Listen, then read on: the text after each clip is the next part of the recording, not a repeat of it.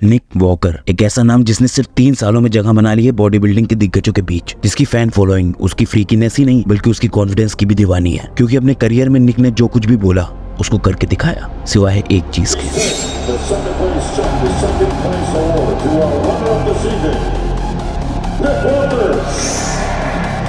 सैमसन दौदा अच्छे थे, but Nick walker personally मुझे अभी भी लगता है कि उनको चैंपियन होना चाहिए था। But Nick Walker, I think, was like the most conditioned guy on stage. The most controversial placings we've seen. अक्सर कुछ सालों में once in a lifetime bodybuilder आता है और निक वॉकर जब एमेच्योर बॉडी बिल्डर थे तब से उनकी तुलना इंडस्ट्री के टॉप प्रोज से होने लगी थी। लेकिन एक साइड जहां उनको मॉन्स्टरों की गिनती में गिना जा रहा था, वहीं दूसरी साइड उनको उनके स्ट्रक्चर के लिए हेवीली क्रिटिसाइज किया जा रहा था, मेनली बिकॉज बिग लीग्स में अभी तक उन्होंने खुद को प्रूव नहीं किया था, जिसकी वजह से काफी लोग उनपे उंगली उठाना बहुत ईजी समझ रहे थे। उनको एक ईजी टारगेट बना के उनको हेवीली क्रिटिसाइज कर रहे थे। उनको बॉक्स या फ्रिज या रेफ्रिजरेटर इस टाइप के नाम बुलाए जा रहे थे। बट शुरू से ही निक वॉकर आउटसाइड नॉइजेस को कैंसिल आउट करते गए। शुरू से ही ऐसे लोगों का ओपिनियन वो डिसरिगार्ड करते रहे जो कि उनके करियर में उनकी मदद नहीं कर रहे हैं, जो कि उनको नीचे खींच रहे हैं। और शुरू से ही निक वॉकर एक स्टारडम की सीढ़ी चढ़ने लगे थे, बिकॉज उनके बारे में एक एमेच्योर बॉडी बिल्डर ही होते हुए काफी ज्यादा बातें हो रही थी इंडस्ट्री में। 2020 एनपीसी नॉर्थ अमेरिकन चैंपियनशिप्स इस शो में फर्स्ट प्लेस किए निक वॉकर और बन गए IFBB pro card holder with a lot of praise and also a lot of criticism about his criticism about his structure. बहुत ही polarising competitor बन गए Nick Walker, but again ignoring all his baseless criticism वो उतरे अपने पहला pro show खेलने के लिए 2020 शिकागो प्रो। इस शो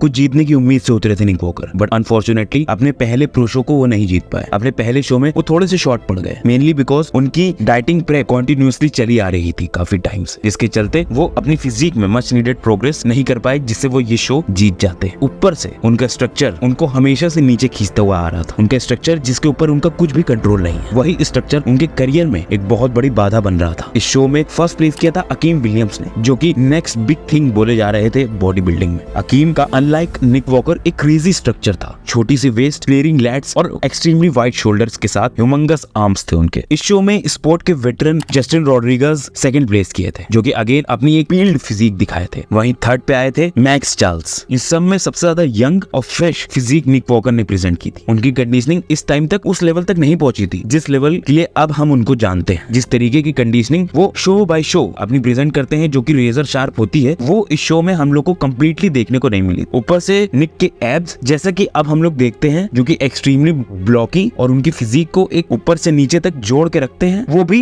प्रेजेंट नहीं थे। जहां पे निक वॉकर इस शो को खेलने के बाद ये चीज तो समझ गए थे कि इस फिजिक के साथ वो ज्यादा कुछ बड़ा नहीं कर पाएंगे IFBB में। इस फिजिक के बाद वो कोई ना कोई प्रो शोज तो डेफिनेटली जीत सकते थे, but he has to make it big in this industry. उनको टॉप पे चढ़ना था, उनको ओलंपिया जीतना था, उनको टॉप बॉडी बिल्डर्स की कन्वर्सेशन में आना था। बट स्टिल निक की पोटेंशियल काफी लोगों ने देख ली थी। अपने पहले शो में ऐसी आउटस्टैंडिंग परफॉर्मेंस प्रेजेंट करना इन बॉडी बिल्डर्स के अगेंस्ट, जो कि अपने गेम में उस टाइम टॉप पे चल रहे थे, उनके लिए फोर्थ आना ये एक बहुत बड़ी बात थी, जहां पे उनकी पोटेंशियल डेफिनेटली सीमेंट हो गई थी काफी बॉडी बिल्डिंग फैंस के बीच कि निक वॉकर फ्यूचर में कुछ बड़ा कर सकते हैं। बिकॉज अभी ये उनकी शुरुआत, अभी ही वो टॉप 4 आ चुके हैं इतने कॉम्पिटिटिव शो में, और आगे अगर इसी रेट से वो प्रोग्रेस करते गए तो बहुत कुछ बदल सकते हैं वो इस इंडस्ट्री में। इस शो के बाद एक कम्प्लीटली लॉन्ग ऑफ सीजन लिया निक वॉकर ने, जहाँ पे पूरी तरीके से उन्होंने कोशिश की कि हर एक सही जगह पे वो मसल मास अपने पुट ऑन करें। और उस टाइम उस ऑफ सीजन में प्रोग्रेस करने के बाद 15 हफ्ते पहले न्यूयॉर्क प्रो से निक की अपडेट आती है that he will be competing in this years New York pro, जहाँ पे उनकी पहली करियर की राइवलरी शुरू होती है with the body builder named Blessing ओवरडेम।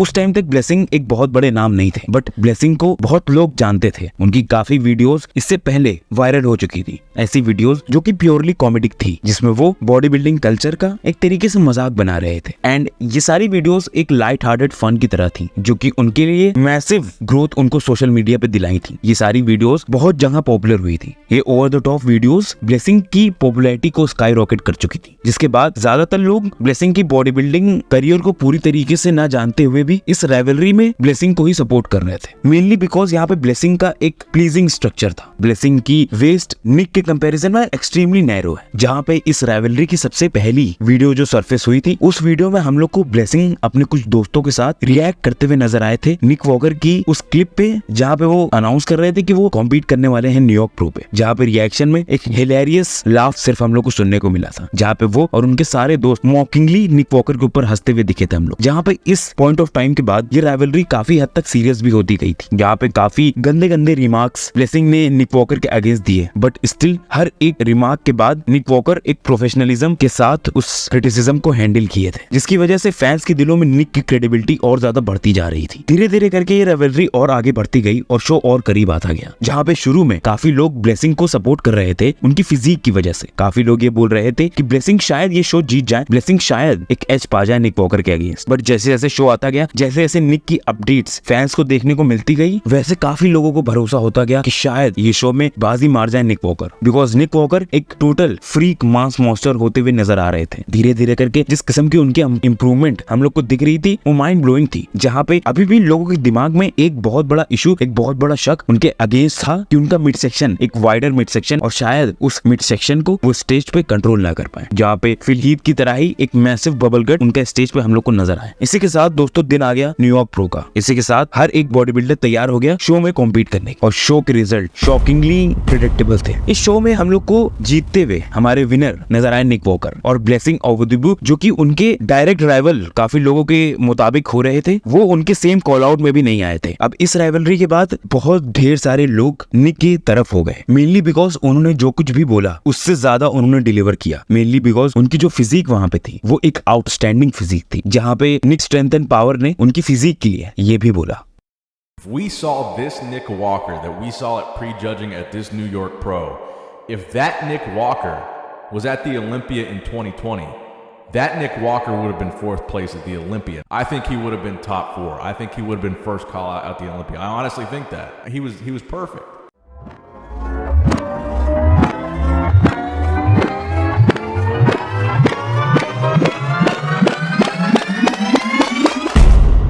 अब निक वॉकर क्वालिफाई हो चुके हैं 2021 के मिस्टर ओलंपिया के लिए, बट अगेन यहाँ पर सबसे पहली बार पॉलिटिक्स होते हुए नजर आई हम लोग को निक वॉकर के अगेंस्ट। यहाँ पर सबसे पहली बार एक पार्शियलिटी होते हुए दिखी हम लोग को निक वॉकर के अगेंस्ट। 2021 मिस्टर ओलंपिया, ये वो ओलंपिया था जहाँ पे बिग रैमी चैंपियन बने, जहाँ पे सेकंड प्लेस आई थी ब्रैंडन करी की, थर्ड पे आए थे हादी चुबन एंड फोर्थ पे हंटर लब्राडा, जिन्होंने डायरेक्ट कॉम्पिटिशन निक वॉकर को देके उनको 5th पे ढकेल दिया था। अब यहाँ पे एक और बहुत बड़ी कंट्रोवर्सी उठी थी निक वॉकर और हंटर लब्राडा के अलावा, जहां पे काफी लोग का ये मानना था कि हादी चुपन वाज रॉब्ड। हादी चुपन को ये मिस्टर ओलंपिया जीतना चाहिए था, बिकॉज रैमी की वो साइंस ऑफ डिटरेशन, उनकी फिजिक में एट्रोफीज हम लोग को इसी पॉइंट ऑफ टाइम में काफी ग्लेरिंग दिखने लगी थी, जहां पे उनकी triceps extremely small compare to his biceps हो गई थी, जहां पे उनकी लोअर बैक कंप्लीटली शैलो हो गई थी। बट जजेस ने इन सारी चीजों को इग्नोर कर दिया था, यहाँ पे क्लियर विनर रैमी को करार दिया था। उन्हीं के बाद प्लेस हुए ब्रैंडन करी भी कुछ खास अपनी फिजिक इस शो में नहीं दिखाए थे। उनकी फिजिक पिछले कुछ सालों से सिमिलर ही होती हुई आ रही थी, जहाँ पे काफी लोगों ने ये बोला था कि उनको अपनी लोअर बॉडी में बहुत ज्यादा इंप्रूवमेंट करनी है अपनी अपर बॉडी से मैच कराने के लिए, जैसा कि यहाँ पे भी हम लोग को होता हुआ नहीं दिखा था। ऊपर से उनकी कंडीशनिंग भी वे ऑफ नजर आ रही। इन सब के बीच थर्ड आए हादी चुपन, जिनको पीपल्स चैंप का अवार्ड मिला था, जिनको कंसीडर भी नहीं किया गया इस शो में जीतने के लिए, जहाँ पे प्री जजिंग में उनको पहले कॉल आउट में बुलाया भी नहीं गया, जहाँ पे पहला कॉल आउट सिर्फ टॉप 2 के बीच कराया गया था। और despite Hadi's Choopan best physique, Hadi's Choopan razor sharp physique, उनको इस कॉल आउट में कंपेयर भी नहीं किया गया, जो कि काफी फैंस के लिए एक बहुत ही फ्यूरेटिंग चीज थी। बट इस इशू के बारे में हम लोग किसी और वीडियो में बात करेंगे, लेकिन ये इशू डेफिनेटली इस चीज की तरफ इशारा कर रहा है कि यहाँ पे कितनी ज्यादा पॉलिटिक्स चल रही थी इस शो में, कितनी ज्यादा पॉलिटिकली करप्ट हम लोग को इस शो की जजिंग नजर आई थी। यहाँ पे हम लोग को 4th प्लेस करते हुए नजर आए थे हंटर लब्राडा, जिनके अगेंस्ट 5th प्लेस पे डायरेक्ट कंपेयर किया गया था निक वॉकर को, जहाँ पे बहुत लोगों को यही लग रहा था कि निक वॉकर की 4th प्लेस फिनिश एक गारंटी रहेगी। बट जब रिजल्ट आए सब लोग शॉक हो गए। हंटर की फिजिक में कंडीशनिंग उस लेवल पे नहीं थी जिस लेवल पे हम लोग को निक की फिजिक में कंडीशनिंग नजर आ रही थी। हंटर की फिजिक में लेफ्ट पैक में हम लोग क्लियरली देख सकते थे कि एक टीयर हम लोग को साफ नजर आ रहा था। हंटर की फिजिक उतनी वेल डेवलप्ड भी नहीं थी जितनी निक की थी। इस शो में काफी लोगों ने ये चीज नोटिस की कि निक एक कमाल के पोजर हैं। उनको पता है कि किस तरीके से अपनी फिजिक को प्रेजेंट करना है, उनको पता है कि किस तरीके से अपना मिड सेक्शन कंट्रोल में रखना है, उनको पता है कि किस तरीके से अपना बेस्ट वर्जन प्रेजेंट करना है। और इन सब चीजों के बावजूद उनको यहाँ पे एक इंफीरियर बॉडी बिल्डर के नीचे रख दिया गया। इस शो के बाद बहुत ज्यादा फैंस गुस्सा थे हादी चुपन के ये शो में 3rd प्लेस करने की वजह से और निक वॉकर के ये शो में 5th प्लेस करने की वजह से। बट वही निक वॉकर की अगर बात करें तो he is the happiest he is ever been in his life. उन्होंने कभी सोचा भी नहीं था कि अपने पहले ही ओलंपिया में वो टॉप 5 प्लेस कर जाएंगे। उन्होंने कभी सोचा भी नहीं था कि अपने पहले ही ओलंपिया में लोग उनको इतना ज्यादा सपोर्ट करेंगे। बट इस शो के बाद निक के दिमाग में एक चीज तो क्लियर हो गई कि उनको अगर और आगे बढ़ना है तो अपनी फिजिक में और ज्यादा इंप्रूवमेंट करनी होगी, जहाँ पे अब उनको कोई भी अगला कंपटीशन नहीं खेलना, जहाँ पे वो अब डायरेक्टली इंतजार कर सकते थे नेक्स्ट ओलंपिया के लिए, बिकॉज वो टॉप 5 प्लेस किए थे। और जो भी ओपन बॉडी बिल्डिंग में टॉप 5 प्लेस करता है वो ऑटोमेटिकली क्वालिफाई हो जाता है नेक्स्ट ईयर के ओलंपिया के लिए। बट निक के प्लान्स कुछ और। निक को अपनी लेगेसी बनानी, निक को सीमेंटिफाई करना था खुद को। निक को दिखाना था कि he is one of the greatest body builder that ever graced the stage of body building, जहाँ पे उन्होंने ओलंपिया के कुछ दिन बाद ही ये अनाउंस कर दिया था कि वो 2021 आर्नोल्ड क्लासिक में कॉम्पीट करने वाले हैं, जो कि उनको डायरेक्टली क्वालिफाई करा देगा नेक्स्ट ईयर के ओलंपिया के लिए। बट वो ऑलरेडी क्वालिफाइड थे। इस शो में अगेन निक की फिजिक एक फिनोमिनल फिजिक नजर आई थी। हर एक बॉडी पार्ट निक का पहले से ज्यादा इंप्रूव लग रहा था और निक एक प्रॉपर मास मॉन्स्टर की तरह से हम सबके सामने उभरते हुए नजर आ रहे थे। निक एक डेफिनेशन बनते जा रहे थे फ्रीकीनेस की, एक डेफिनेशन बनते जा रहे थे मॉडर्न डे मास मॉन्स्टर की। किस तरीके से इस जमाने के मास मॉन्स्टर को होना चाहिए, किस तरीके से उसको आना चाहिए अपनी वेस्ट कंट्रोल में रखना, किस तरीके से उसको एक मैसिव फिजिक दिखानी चाहिए, किस तरीके से उसको डायल्ड इन कंडीशनिंग अपनी लेके आनी चाहिए। इन सारे पैरामीटर्स में कंप्लीटली खरे उतर रहे थे निक वॉकर, जहाँ पे धीरे धीरे करके उनके फैंस की बढ़ोतरी और ज्यादा होती जा रही थी। आर्नोल्ड क्लासिक से पहले निक ने ये बोला था कि वो आर्नोल्ड क्लासिक आराम से जीतने वाले, जहाँ पे हम सब जानते हैं कि ऐसा उन्होंने करके दिखाया। उन्होंने क्लीन विक्ट्री अचीव की थी इस शो में। उनकी फिजिक के आसपास भी कोई नहीं था। उनकी जिस लेवल की मस्कुलैरिटी के साथ उनकी जिस लेवल की हार्डनेस दिखी थी हम लोग को, वो अनमैचेबल थी यहाँ पे किसी भी और बॉडी बिल्डर के साथ। निक को पता था कि जब तक वो अपनी फिजिक 100% ऑन नहीं लेके आएंगे तब तक उनको जजेस कोई चांस भी नहीं देंगे दूसरों से एज देने का। तब तक उनको जजेस हमेशा एक निचली नजरों से ही देखेंगे because of his inferior structure. यहाँ पे बाकियों की फिजिक उनसे अगर खराब भी हो, उनसे थोड़ी बहुत मस्कुलैरिटी और कंडीशनिंग में कम भी हो, तब भी उनको डाउनग्रेड कर दिया जाएगा उनके चौड़े मिड सेक्शन की वजह से, जो चीज निक वॉकर को बिल्कुल भी कबूल नहीं थी, जिस चीज के खिलाफ निक वॉकर कॉन्स्टेंटली लड़ते हुए आ रहे थे, जिसकी वजह से हर बार अपनी पिछली बार से बेहतर एक फिजिक हम लोग को दिखा रहे थे, जिसकी वजह से हर बार अपनी फिजिक में एक मैसिव लेवल की इंप्रूवमेंट हम लोग को करते हुए दिखा रहे थे, जहाँ पे किसी भी और बॉडी बिल्डर के लिए जरा सा भी रूम वो नहीं दे रहे थे जिससे वो आगे निकल पाए निक वॉकर के। इस आर्नोल्ड क्लासिक के बाद निक सिर्फ जुट गए 2022 के ओलंपिया की तैयारी में, जहाँ पे उनका क्लियर एम था कि उनको कुछ भी करके अपना पुराना वर्जन बीट करना है, जहाँ पे उनका क्लियर एम था कि उनको कुछ भी करके पिछले साल वाली गलती नहीं करनी है, जहाँ पे काफी ज्यादा क्रिटिसिज्म उनके लेग्स की तरफ था, जहाँ पे हेड जज ने क्लियर फीडबैक उनको ये दिया था कि उनको अपने लेग्स में बहुत ज्यादा थिकनेस ऐड करनी है। लेकिन ये ओलंपिया आसान भी नहीं होने वाला। इस ओलंपिया में हम लोग को लास्ट ईयर के 212 चैंपियन डेरिक लैंसफोर्ड नजर आने वाले, जो कि ऑलरेडी एक डिलेमा में थे कि उनको कौन से डिवीजन में कॉम्पीट करना है, जहाँ पे काफी लोगों ने उनकी पिट्सबर्ग प्रो की गेस्ट पोजिंग के बाद उनको ये इक्वेशन से हटा दिया था कि वो 212 में वापस से कॉम्पीट करेंगे। लेकिन उसके कुछ हफ्ते बाद डेरिक ने ये कंफर्म कर दिया कि वो इस साल ओपन बॉडी बिल्डिंग ही में कॉम्पीट करने वाले हैं। वैसे तो ज्यादातर लोगों ने डेरिक को उस कन्वर्सेशन में नहीं जोड़ा था कि वो निक के आसपास कहीं आ पाएंगे, बट निक अंदर ही अंदर जानते थे कि डेरिक उनको एक बहुत कड़ी टक्कर देने वाले हैं।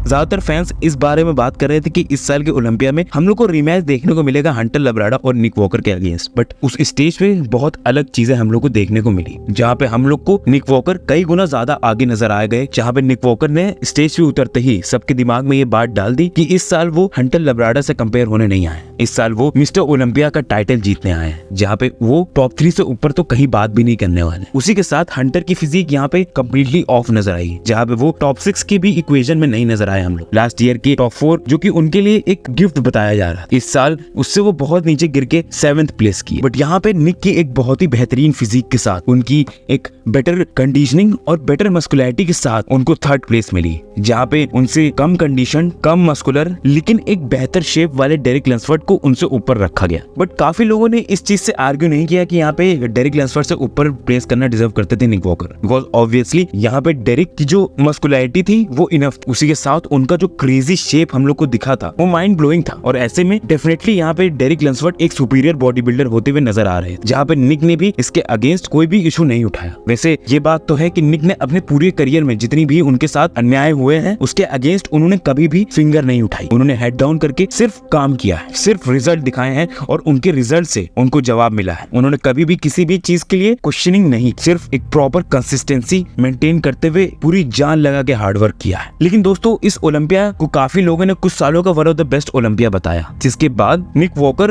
टॉप 3 में अपनी एक जगह बना चुके थे, जहाँ पे निक वॉकर को अब और आगे बढ़ना था। निक वॉकर के दिमाग में उससे नीचे जाने की कोई उम्मीद ही नहीं थी। निक वॉकर को पता था उससे नीचे वो डेफिनेटली नहीं जाने वाले हैं, यहाँ से सिर्फ वो प्रोग्रेस ही करेंगे। जहाँ पे ओलंपिया के कुछ हफ्ते बाद ही उन्होंने अनाउंस कर दिया कि वो कॉम्पीट करने वाले हैं 2023 आर्नोल्ड क्लासिक में। अब यहाँ से सब कुछ बदल गया। यहाँ से एक बहुत ही पोलराइजिंग डिसीजन हम लोग को देखने को मिला, जहाँ पे इस आर्नोल्ड क्लासिक ने स्पोर्ट्स के फैन को आधा आधा बांट के रख दिया।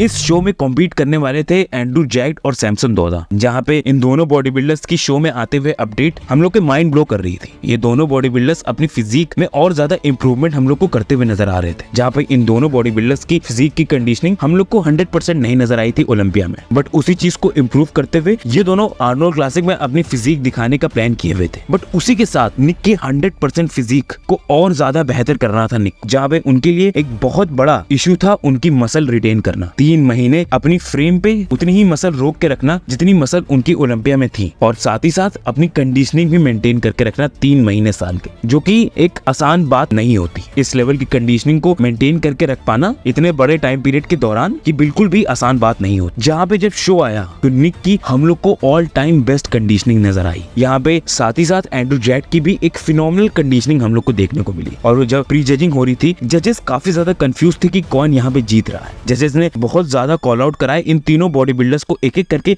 बीच में खड़ा किया, ये देखने के लिए कि कौन ज्यादा बेहतर हो रहा है। ऑफ कोर्स यहाँ पे एक चीज मैं भूल गया हूँ मेंशन करना, यहाँ पे बिग रैमी भी कॉम्पीट कर रहे थे। बिग रैमी जो कि लास्ट ओलंपिया में बहुत ही खराब अपनी फिजिक दिखाए थे, बट ओलंपिया में अपनी एक बहुत ही खराब फिजिक दिखाने के बावजूद भी उनको उतना नीचे नहीं ढकेला गया। उनको फिर भी 5th पोजीशन मिली थी, जहाँ पे वो अभी भी सैमसन दौदा और एंड्रू जैक्ट के ऊपर ओलंपिया में प्लेस किए थे। बट जजेस ने अपने दिमाग में अचानक से रैमी की क्रेडिबिलिटी स्विच ऑफ कर दी। अचानक से रैमी को वो लोग कुछ नहीं समझ रहे थे, जहाँ पे हम लोग को क्लियरली ओलंपिया से ज्यादा बेटर फिजिक आर्नोल्ड क्लासिक में उनकी देखने को मिली। फिर भी एंड्रू जैक्ट और सैमसन दौदा से नीचे प्लेसिंग मिली बिग रैमी, जहाँ पे टॉप 3 के बाहर हम लोग को बिग रैमी नजर आए। अगेन ये इशू के बारे में हम लोग किसी और दिन बात करें। यहाँ पे जजेस काफी ज्यादा कंफ्यूज हो चुके थे इन तीनों में से किसको जिताएं, या फिर ऐसा हम लोग को लग रहा था कि यहाँ पे जजेस बहुत ज्यादा कंफ्यूज हैं। अगले दिन जब इस शो के रिजल्ट आए, पूरी इंडस्ट्री शॉक हो गई थी। आज मैंने इसका अभी स्कोर कार्ड देखा जो हाल ही में अभी बिल्कुल आ चुके हैं, और स्कोर कार्ड्स देख करके मैं सीरियसली हिल गया। मैं इसलिए हिल गया क्योंकि जितने भी एजम्पशंस हम लोग कर रहे हैं ना इंटरनेट पे, हम लोग मतलब जितने भी लोग इंटरनेट पे हैं, तमाम सारे लोग, सब गलत है। इन तीनों बॉडी बिल्डर्स का कंपैरिजन करते टाइम हम सबको यही लगा था कि यहाँ पे जो सबसे पीछे नजर आ रहा है वो सैमसन दौदा लग रहे हैं। सैमसन की फिजिक ओलंपिया के कंपैरिजन में उतनी ज्यादा इंप्रूव नहीं हुई है कि इन दोनों से आगे निकले, जहाँ पे काफी लोग का ये मानना था कि ये शो निक वॉकर इजिली जीतने वाले हैं और सेकंड प्लेस करेंगे एंड्रू जैक्ट, जहाँ पे थर्ड पे सैमसन दौदा को प्लेसिंग मिलने वाली है। सब लोगों को प्री जजिंग में देख के यही लगा था, बट जब रिजल्ट आए तो सब कुछ बदल गया। इस शो के विनर थे सैमसन दौदा और सेकंड प्लेस किया था निक वॉकर ने, जहां पे थर्ड प्लेसिंग आई Andrew Jacked. Many people were furious to see the result. काफी लोग कंप्लीटली डिसएग्री कर रहे थे इस रिजल्ट से, including me and many other YouTubers, क्योंकि हम लोग क्लियरली देख सकते थे कि निक की जिस लेवल की कंडीशनिंग है वो एक्सट्रीमली हार्ड टू अचीव है। ऑफ कोर्स उस लेवल की फुलनेस, जिस लेवल की फुलनेस हम लोग को ओलंपिया में देखने को मिली थी, वो नहीं नजर आई थी। बट इतनी ज्यादा भी छोटी फिजिक हम लोग को यहाँ पे निक की नहीं दिखी थी कि हम लोग उनको एक ओकेश सैमसन दौदा के सामने नीचे कर दें, जहाँ पे अगेन हम लोग को एक्सट्रीमली करप्टेड जजिंग नजर आई, जहाँ पे निक को थोड़ा सा भी एज नहीं मिला due to his wide waist and blocky midsection. Many people were furious to see the results, और काफी लोगों को ये चीज समझ नहीं आ रही थी कि ऐसा क्यों किया गया, और निक वॉकर भी इस रिजल्ट के बाद खुश नहीं। बट निक वॉकर ने कुछ बोला नहीं, अगेन वही सेम तरीके से निक वॉकर ने सिर्फ काम किया, निक वॉकर ने अपना सिर झुका के सिर्फ हार्डवर्क किया। और अब 6 हफ्ते दूर है हम लोग मिस्टर ओलंपिया से, जहाँ पे ये दोनों बॉडी बिल्डर्स की फिजिक बहुत ही ज्यादा इंप्रूव नजर आ रही है, जहाँ पे इन दोनों बॉडी बिल्डर्स में कौन इस बार ऊपर आएगा ये बोल पाना बहुत ही मुश्किल हो गया है। इस बार निक का प्लान क्लियर है, निक को अपनी आर्नोल्ड क्लासिक की कंडीशनिंग रिपीट करनी है विद मिस्टर ओलंपिया 2022 फुलनेस। वहीं पे सैमसन का भी एम क्लियर है, उनको अपनी बैक बहुत ज्यादा इंप्रूव करनी है, साथ ही साथ अपनी कंडीशनिंग एक प्रॉपर तरीके से नेल करनी है, जहाँ पे उनको first time in his whole career एक श्रेडेड फिजिक दिखानी है, जिसके लिए अपने पूरे कॉम्पीटिंग हिस्ट्री में वो स्ट्रगल करते हुए आए हैं। यहाँ पे अभी भी हम लोग ने उनकी एक peeled out of his mind physique नहीं देखी है, जैसा कि हम लोग को आर्नोल्ड क्लासिक में निक वॉकर की देखने को मिली थी। लेकिन दोस्तों, जब एक ओकेश सैमसन दौदा निक वॉकर से बाजी मार गए, तब क्या एक मच इम्प्रूव्ड सैमसन दौदा, जो कि हम लोग को उनके अपडेट में देखते हुए लग रहे हैं, क्या वो बाजी नहीं मार पाएंगे निक वॉकर से? अगेन इस बार भी इन माय ओपिनियन यहाँ पे मुझे यही लग रहा है कि सैमसन को एज मिल जाएगा निक के अगेंस्ट, निक को फिर से पेनलाइज किया जाएगा उनके बैड मिड सेक्शन के लिए, एंड मे बी निक के पूरे करियर भर उनका सबसे बड़ा इशू यही रहे, उनका ब्लॉकी मिड सेक्शन। ये एक जेनेटिक इशू है जिसके लिए वो कुछ भी नहीं कर सकते, बट वो हर एक चीज करते हैं जिससे ये एक एक्सट्रीमली ऑब्वियस इशू ना बन जाए। वो एक जबरदस्त मिड सेक्शन कंट्रोल हम लोग के सामने प्रेजेंट करते हैं, उनसे बेहतर मिड सेक्शन कंट्रोल आज तक किसी भी बॉडी बिल्डर में हम लोग ने नहीं देखा। उनके एब्स काफी ज्यादा ब्लॉकी है, जो कि at the end of the day उनकी फिजिक को एक प्लीजिंग लुक देते हैं। निक डेफिनेटली एक once in a lifetime bodybuilder है, जिनके तरीके के और बॉडी बिल्डर देख पाना काफी ज्यादा मुश्किल है, जहाँ पे वो एक प्रॉपर डेफिनेशन बन जाते हैं मॉडर्न डे मास मास्टर, जिनके साथ उनके करियर में काफी ज्यादा पॉलिटिक्स हुई है, जहाँ पे हर एक मोड़ पे जरा सी भी चूक होते ही उनको नीचे कर दिया जाता है, जहाँ पे हमेशा उनकी फिजिक में एक आउटस्टैंडिंग फ्रीकीनेस होने के बावजूद भी उनको एज नहीं दिया जाता। निक अगर एक डेकेड पहले आते तो शायद हम लोग को मिस्टर ओलंपिया भी बनते हुए दिख सकते थे, बट इस जमाने में जब जजिंग क्राइटेरियाज जजेस ने अपने चेंज कर दिए हैं, जहाँ पे कुछ भी हो जाए उन लोग को हल्का सा भी ब्लॉकी मिड सेक्शन नहीं चाहिए। वो एक लो कंडीशन इंफीरियर फिजिक भले ही एक्सेप्ट कर लेंगे, बट एक हल्का सा ब्लॉकी मिड सेक्शन जिसका एक कमाल का कंट्रोल है वो एक्सेप्ट नहीं कर सकते। आई थिंक ऐसी जजिंग एक बहुत ही फ्लॉड जजिंग है, और यहाँ पे इस चीज को हम लोग को बेहतर करना चाहिए, जहाँ पे निक वॉकर जैसे ही और बेहतरीन बॉडी बिल्डर्स जो कि hardest part of body building अपनी कंडीशनिंग नेल करके आ रहे हैं, उनको रिवॉर्ड करें। इसी के साथ दोस्तों, आप लोगों को क्या लगता है इस साल के मिस्टर ओलंपिया में निक वॉकर कौन सी पोजीशन में प्लेस होने वाले हैं? क्या इस साल भी उनके साथ पॉलिटिक्स होगी, या फाइनली उनको मच डिजर्व प्लेसिंग उनकी करियर में फर्स्ट टाइम रिसीव होगी? इसी के साथ दोस्तों, इस बड़ी वीडियो को हम लोग अब खत्म करते हैं। अगर आप लोग को ये वीडियो थोड़ी सी भी पसंद आई हो तो लाइक कर दीजिए, चैनल को सब्सक्राइब कर दीजिए, और इस वीडियो को अपने और दोस्तों के साथ शेयर कर दीजिए। तब तक चलिए आपसे अगली वीडियो मिलते हैं, तब तक के लिए बाय।